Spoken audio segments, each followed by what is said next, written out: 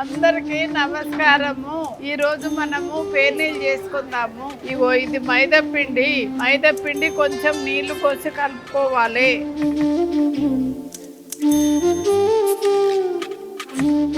మైదా పిండి కలుపుడు అయిపోయింది.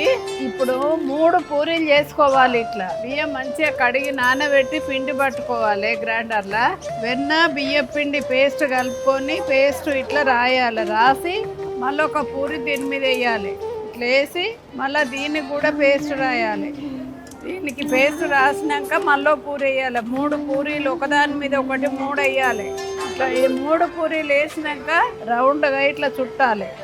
రౌండ్గా చుట్టుకున్నాక ఇట్లా కట్ చేసుకోవాలి చిన్నగా. ఇట్లా రౌండ్గా ఇట్లా అనుకొని చిన్న పూరి చేయాలి. మళ్ళా చిన్న పూరీలు ఇట్లా రౌండ్గా చేసుకోవాలి.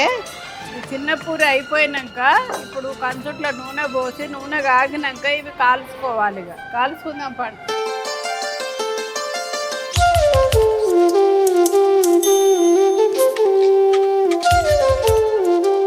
పేనీలు కాలినాక ఇట్లా చక్కెర పౌడర్ చల్లుకోవాలి. ఇట్లా పొరలు వస్తే కరకర ఉంటాయి మంచిగా.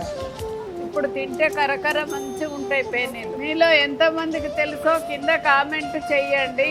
మా పేనీలు కావాలనుకుంటే పైన కనిపించే లింక్ నొక్కి కొనుక్కోండి.